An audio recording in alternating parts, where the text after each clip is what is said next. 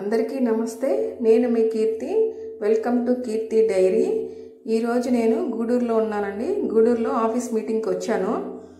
ఇంకా ఈ lunch break ఇచ్చారు. లంచ్ బ్రేక్లో ఏం చేద్దాం అనుకున్నాక ఇంకా బాబా టెంపుల్ అయితే గుర్తొచ్చింది. ఇంకా సరే నేను మా ఫ్రెండ్ ఇంకా బయలుదేరదాం అనుకొని బయలుదేరేసాము. ఇప్పుడే వాన ఆగింది, ఇంకా బయలుదేరేసాము. ఇదిగోండి, ఇది కనపడేదే క్లాక్ టవరు. ఇక్కడికి వచ్చి ఆటో అయితే ఎక్కాల్సి ఉంటుంది బాబా గుడికి. ఇంకా వెళ్తా ఉన్నాము. ఇదిగోండి, ఇక్కడ నుంచి రైల్వే స్టేషన్ కూడా దగ్గరే అండి, గూడూరు రైల్వే స్టేషను.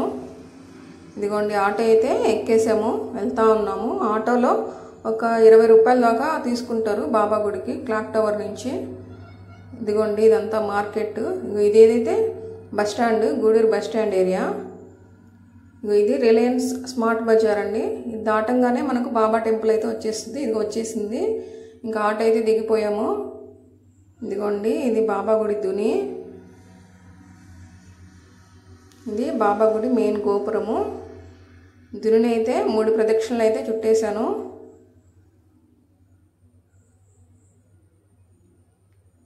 ఇదిగోండి బాబా విగ్రహము. చూడండి, బాబా గుడి చాలా ప్రశాంతంగా అనిపిస్తుందండి నాకు. ఎప్పుడు గూడూరులో కానీ విద్యానగర్లో కానీ ఎప్పుడు నేను వచ్చినప్పుడల్లా వెళ్తూ ఉంటాను బాబా గుడికి. నాకు ప్రశాంతంగా అనిపిస్తుంది బాబా గుడిలో. ఇంకా బాబాకి ఇంకా దండం అయితే పెట్టేసుకున్నాను.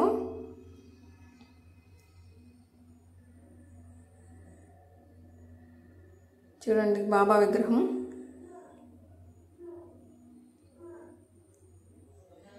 ఇదిగోండి, అది అన్నదాన సత్రం వెనకాల కనపడేది.